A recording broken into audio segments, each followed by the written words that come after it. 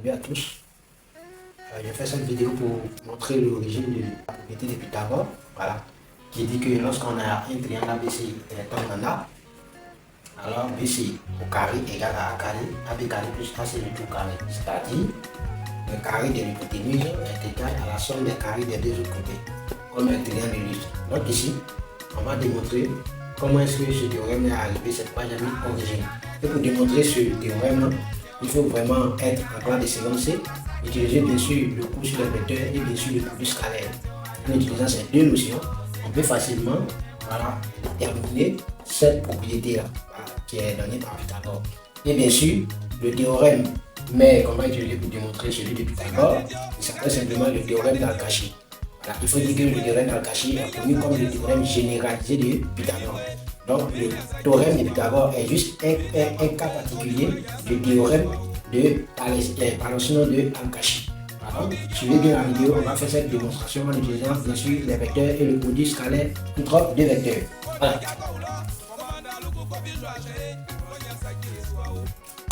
Alors donc ici, on va d'abord établissons le théorème d'Al-Kashi.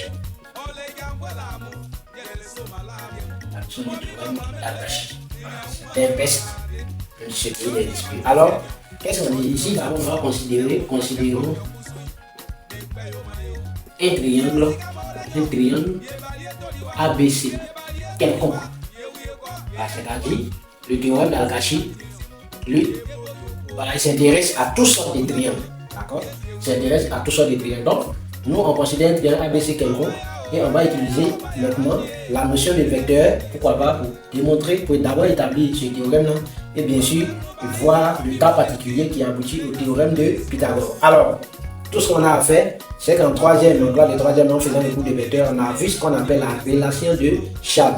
La relation de Charles, c'est très simple, c'est de faire la somme de deux vecteurs, de telle sorte que le premier vecteur est pour point d'arrivée, voilà le point d'origine du deuxième vecteur, et comme ça on supprime les deux points qu'ils ont en commun et on obtient un nouveau vecteur avec les deux autres points qui sont différents. Voilà. Donc ici, si on a ABC qui est un triangle, alors on peut constituer déjà les vecteurs qui sont là. Voilà, je vais faire rapidement une petite configuration. Voilà. Ici, ABC, je rappelle que le triangle n'est pas forcément rectangle, c'est un triangle quelconque. Alors, avec ça, qu'est-ce que je décide de faire? Je sais que en termes de vecteurs, on peut écrire AB, on peut écrire AC et on peut écrire BC. Mais de la même manière aussi, on peut écrire BA, on peut écrire quoi? CB et bien sûr, on peut écrire CA. Voilà, voici les différents vecteurs qu'on peut écrire ici.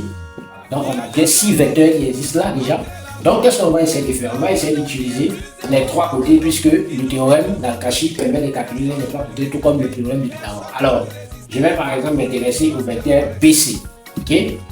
Alors ici, qu'est-ce que je vais dire? Je vais dire tout simplement vecteur BC n'est rien d'autre qu'avec la relation de ça, il suffit d'introduire le point A. Alors, si on introduit le point A, on verra que BC, vecteur BC égale vecteur BA, plus vecteur AC. D'accord? Et comme je venais de le dire, vous voyez, ils ont ici A en commun et donc on peut supprimer les A, on va toujours donner le vecteur BC. Alors, une fois qu'on a ça, n'oubliez pas, ce que vous devez savoir, c'est cette formule. On dit d'abord que vecteur BC au carré, le vecteur BC au carré est égal, bien sûr, à la distance BC au carré. Ok? Voilà, tout simplement comme ça. Et ça même, c'est égal aussi à la mesure algébrique de BC au carré. Donc, tout ça, c'est pareil, d'accord? Donc, vecteur BC carré égale à BC au carré égale à la mesure algébrique de BC au carré. Donc si on sait ça, et en utilisant bien sûr le produit remarquable que tout le monde connaît bien, A plus B, le tout au carré qui est égal à A carré, plus 2AB plus B au carré, et on va s'en sortir. Donc ici, rapidement, suivez bien, on va écrire quoi? BC égale à BA plus AC, d'accord? Donc ça veut dire quoi? BC au carré, n'est-ce pas? Ça va donner quoi? Ça va donner BA plus AC, le tout au carré. Vous voyez, donc j'obtiens un produit remarquable et donc je vais développer dans ce contexte. Donc on aura vecteur BA carré plus 2 divisé par vecteur BA scalaire vecteur AC plus vecteur AC le tout au carré. C'est pourquoi je vous ai dit qu'on allait utiliser le produit scalaire. Alors, ici, ça c'est vecteur BA au carré. Comme je viens de vous le dire, vecteur BC au carré, ce n'est rien d'autre que la norme de BC, donc la distance BC au carré. Donc ça, on aura que ça fait BA au carré plus 2 fois BA scalaire AC plus AC au carré. Donc ça c'est BC au carré maintenant. Vous voyez, donc on est en termes de distance. Je rappelle que le produit scalaire de deux vecteurs est un nombre réel.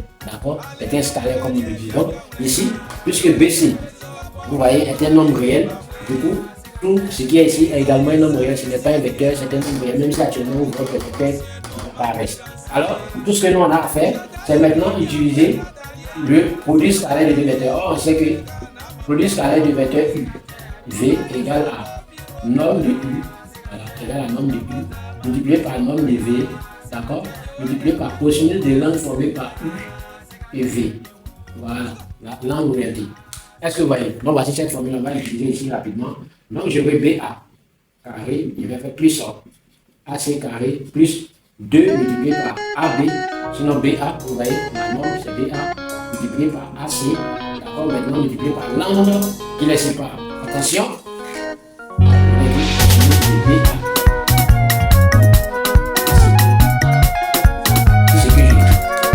Maintenant, ici il est question de BAAC.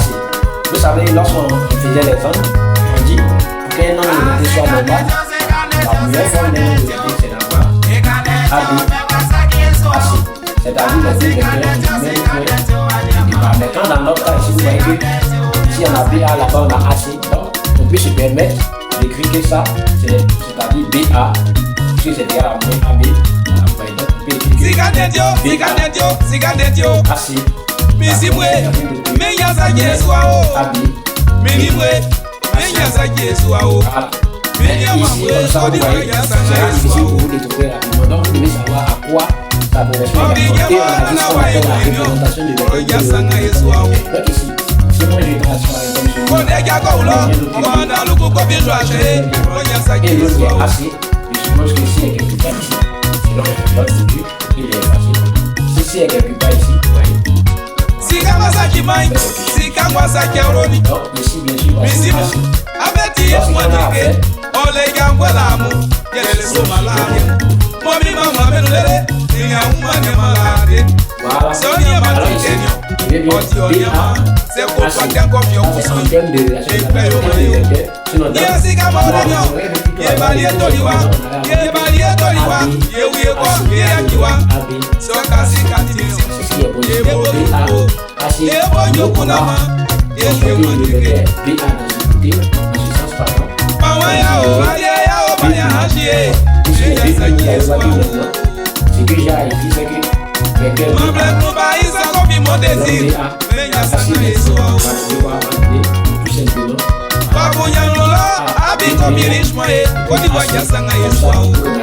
y a le même point de départ et donc je peux trouver là. Donc en réalité ici, BAAC c'est rien d'autre que AB. Yala timuli grubamo, maklama belikaniao. Yala timuli bakangamo, maklama belikaniao. Bakanga baba ya bibo, wecho mamwe. La miodiao, kemia. Même chose que le véhicule du monde. Donc il va dans ce sens. Comment les massicati, mais quand les calcul, tout ce qu'on a à faire là, comment les massicati, donc est-ce que je vais je sais qu'il existe un angle ici, un B. Donc ce que je vais c'est que BC carré égale à AB.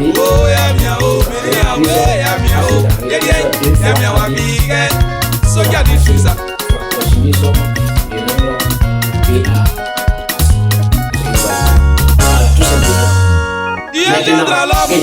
L'homme crée l'argent. Cette relation, l'argent devient plus important que l'homme. Il domine le monde entier. Personne ne peut lui résister. Personne ne peut lui résister lorsqu'il apparaît. Nous sommes devenus ses esclaves. À l'argent, qu'est-ce que nous met? Il est bon mettre mes mauvais serviteurs. Il divise les familles et détruit les foyers. Lorsque tu en as assez, il multiplie tes amis. Il additionne tes nanas et quoi que tes parents.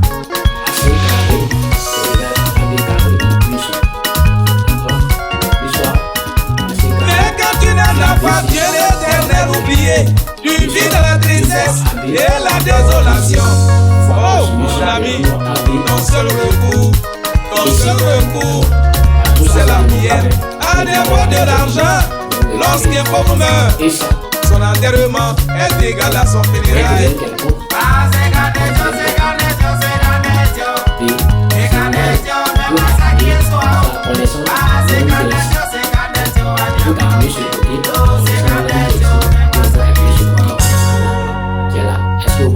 C'est tellement simple que tu dans le cachet. Voilà. Et donc, tout ce que je viens d'écrire, le théorème dans le cachet. Le théorème dans le cachet. Il n'y a rien d'autre que quoi? Le théorème généralisé. Le théorème généralisé, d'accord? De Pythagore.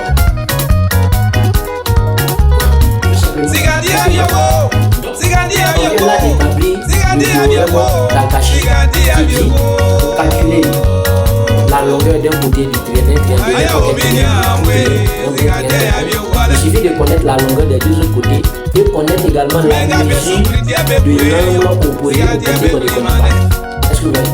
La mesure de l'angle opposé au côté qu'on ne connaît pas. Si on a ça et qu'on a les deux autres côtés, alors en utilisant le théorème d'Al-Kashi, on peut calculer la longueur du troisième côté. De la même manière, si nous connaissons les trois côtés de ce triangle, avec le théorème d'Al-Kashi, on peut calculer la mesure de tout ce que alors, comme le théorème comme le cas particulier qui a appliqué également le théorème de Pythagore. Donc, je vais donc ici, on va maintenant donner le cas particulier du théorème de Pythagore. On va utiliser la première relation BC carré égale à AB carré plus AC au carré plus 2 fois AB fois AC multiplié par la cosinus de l'angle BA AC. Ok? Voilà. Voici ce qu'on obtient. Alors, on doit se poser la question, lorsqu'on utilise le cercle trigonométrique, d'accord? Ici on a 0 modulo 2pi, ici on a moins pi sur 2, ici on a pi sur 2 et ici on a là c'est le mental,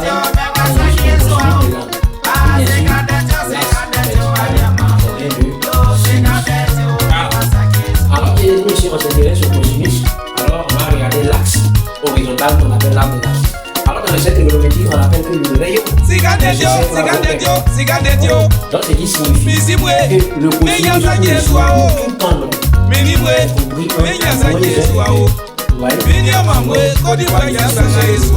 maintenant c'est qu'on va voir. On va s'intéresser formé par les deux vecteurs V et AC.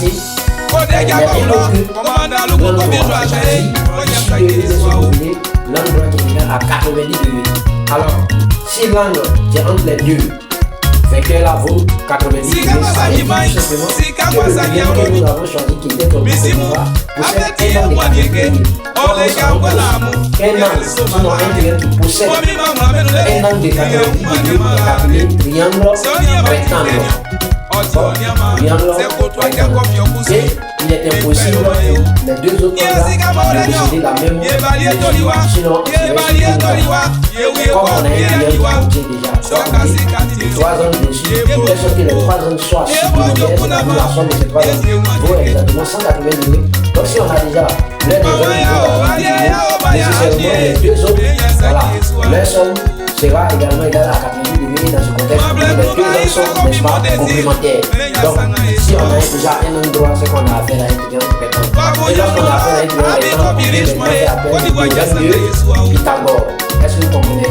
Maintenant, voici comment on l'établit de façon analytique, faisant juste des calculs. On peut établir cette quantité.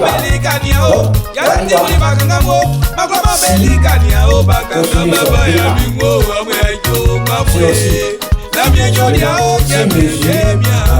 Si mesure de BA AC égale Mazigadi, Voilà, Bekane le Bemble Mambolo. plus 2 de bas.